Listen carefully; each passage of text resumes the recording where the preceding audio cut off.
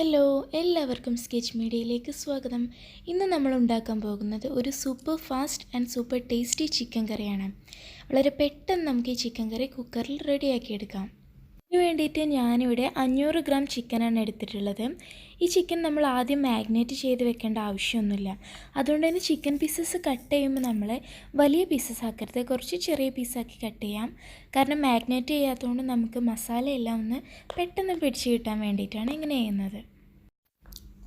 ഇനി നമ്മൾ ഒരു കുക്കർ എടുത്തിട്ട് അതിലേക്ക് ആവശ്യത്തിന് ഓയിൽ ഒഴിക്കാം. ഈ കറി നമ്മൾ ഡയറക്റ്റ് കുക്കറിൽ തന്നെയാണ് വഴറ്റുന്നതും റെഡിയാക്കുന്നതും എല്ലാം കുക്കറിൽ തന്നെയാണ്.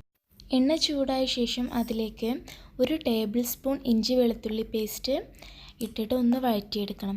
ഇഞ്ചി വെളുത്തുള്ളി പേസ്റ്റ് നമ്മൾ നേരത്തെ റെഡിയാക്കി വെച്ചിട്ടുണ്ടെങ്കിൽ നമുക്ക് പെട്ടെന്നൊരു ഗസ്റ്റൊക്കെ വരുമ്പോൾ വളരെ പെട്ടെന്ന് തന്നെ ഈ കറി ഉണ്ടാക്കും. ഒരു 10 മിനിറ്റിൻ്റെ ഉള്ളിൽ തന്നെ നമുക്ക് ഈ കറി സിമ്പിളായിട്ട് ഉണ്ടാക്കിയെടുക്കാം. ഇതിൻ്റെ ഗ്രേവിയും അത്യാവശ്യം നല്ല തിക്കായിട്ടുള്ള ഗ്രേവിയും നമുക്ക് കിട്ടും. സോ കുറഞ്ഞ സമയത്തിൽ നമുക്ക് നല്ലൊരു ചിക്കൻ കറി റെഡിയാക്കിയെടുക്കാൻ പറ്റും.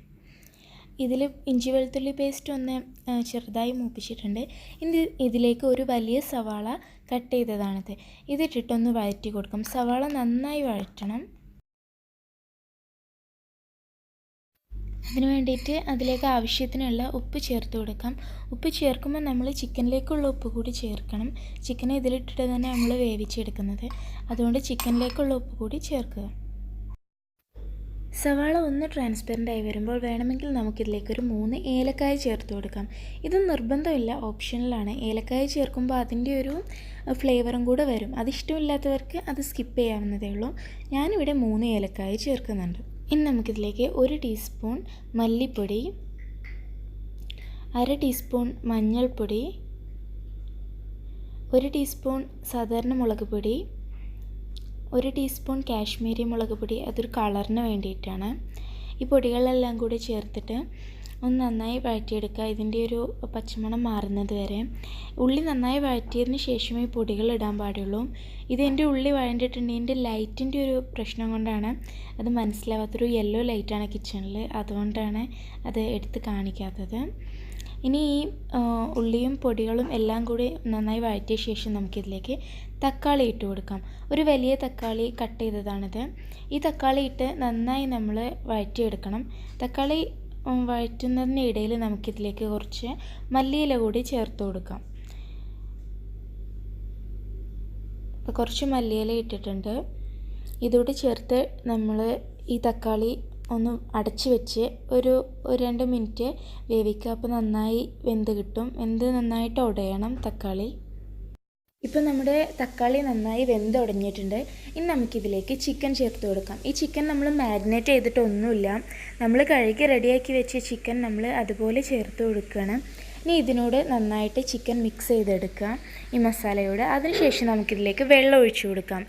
വെള്ളം ഒഴിക്കുമ്പോൾ നമുക്ക് ആവശ്യമുള്ള ഗ്രേവിക്ക് അനുസരിച്ച് നമുക്ക് വെള്ളം ഒഴിക്കാം. പിന്നെ ഒരു കാര്യം ശ്രദ്ധിക്കേണ്ടത്, പച്ചവെള്ളം ഒഴിക്കരുത്, ചൂടുവെള്ളം ഒഴിക്കാൻ പാടുള്ളൂ. വെള്ളം ഒഴിച്ച ശേഷം ഞാനിവിടെ ചിക്കൻ്റെ ഏകദേശം ഒപ്പം നിൽക്കുന്ന അത്രയും വെള്ളമാണ് ഒഴിക്കുന്നത്. അതിനുശേഷം നമുക്ക് ഈ കുക്കറൊന്ന് അടച്ച് വെച്ച് ചിക്കൻ വേവിച്ചെടുക്കാം. ഞാൻ ഇതിന് ഒരു ഹൈ ഫ്ലെയിമിൽ 4 വിസിലോളമാണ് അടിക്കുന്നത്. നിങ്ങളുടെ ചിക്കൻ്റെ വേവിനനുസരിച്ച് നമുക്ക് വിസിൽ കൺട്രോൾ ചെയ്യാം. ഇനി ചിക്കൻ വേവുന്ന ടൈം കൊണ്ട് നമുക്ക് ഇതിലേക്ക് ആവശ്യമായ തേങ്ങാപ്പാൽ റെഡിയാക്കിയെടുക്കാം. അപ്പോൾ നമുക്ക് കുക്കർ അടിച്ച് ചിക്കൻ വേവിക്കാം, എന്നിട്ട് തേങ്ങാപ്പാൽ റെഡിയാക്കാം.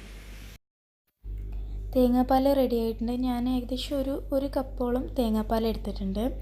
ഇനി നമുക്ക് ഒരു 2 ടീസ്പൂൺ കോൺഫ്ലവർ ഒരു ബൗളിലേക്ക് എടുക്കാം.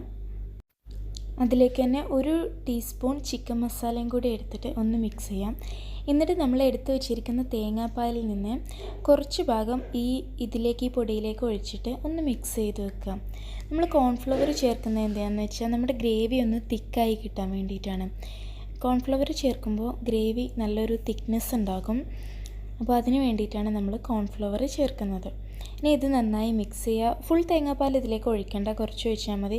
ബാക്കി തേങ്ങാപ്പാൽ നമുക്ക് അതുപോലെ തന്നെ കറിയിലേക്ക് ഒഴിച്ചു കൊടുക്കാം. ഇപ്പോൾ 4 വിസിൽ വന്ന ശേഷം ഞാൻ കുക്കർ ഓപ്പൺ ചെയ്തു. ചിക്കനൊക്കെ നന്നായി വെന്തിട്ടുണ്ട്. ഇനി നമുക്കിതിലേക്ക് തേങ്ങാപ്പാൽ ഒഴിച്ചു കൊടുക്കാം.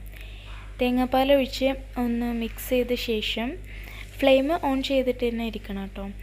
തേങ്ങാപ്പാൽ ഒഴിച്ച് മിക്സ് ചെയ്ത ശേഷം നമുക്ക് ഇതിലേക്ക് കോൺഫ്ലവറും ചിക്കൻ മസാലയും കൂടി മിക്സ് ചെയ്തതും ഒഴിച്ചു കൊടുക്കാം. ഇനി ഇത് രണ്ടും കൂടി ഒഴിച്ച ശേഷം ഒന്ന് തിളച്ച് വരണം കറി, എന്നിട്ടേ നമുക്കിത് ഓഫ് ചെയ്യാൻ പറ്റുള്ളൂ. അപ്പോൾ ഇത് തിളച്ച് വരുമ്പോൾ കോൺഫ്ലവർ ഇതിൽ മിക്സ് ആവും. എന്നിട്ട് നമ്മൾ ഈ കുക്കർ അടച്ച് വെക്കണം. കുറച്ച് കഴിഞ്ഞിട്ട് നമ്മൾ നോക്കുമ്പോഴേക്കും കറി തിക്കായിട്ടുണ്ടാകും. ഇപ്പോൾ നമ്മുടെ കറി തിളച്ച് വരുന്നുണ്ട്. ഈ സമയത്ത് നമുക്കിതിലേക്ക് കുറച്ച് കറിവേപ്പില കൂടി ആഡ് ചെയ്ത് കൊടുക്കാം. എന്നിട്ട് നന്നായി മിക്സ് ചെയ്യാം. ഇനി ഒന്നുകൂടെ നന്നായി തിളച്ചിട്ട് നമുക്ക് ഈ കുക്കർ ഓഫ് ചെയ്യാം. കുക്കർ നമ്മൾ ഓഫാക്കിയ ശേഷം ഇതൊന്ന് അടച്ച് വെക്കാം. അടച്ച് വെച്ച് ഒരു 10 മിനിറ്റ് കഴിഞ്ഞ് നമ്മൾ നോക്കുമ്പോഴേക്കും കറി നന്നായി തിക്കായി വന്നിട്ടുണ്ടാകും. ഇപ്പോൾ നമ്മുടെ ടേസ്റ്റി ചിക്കൻ കറി ഇവിടെ റെഡി ആയിരിക്കുകയാണ്. ഈ കറി നമുക്ക് ചോറിൻ്റെ കൂടെയും ചപ്പാത്തിയുടെ കൂടെയും പൊറോട്ടയുടെ കൂടെയും ഒക്കെ നമുക്ക് കഴിക്കാം.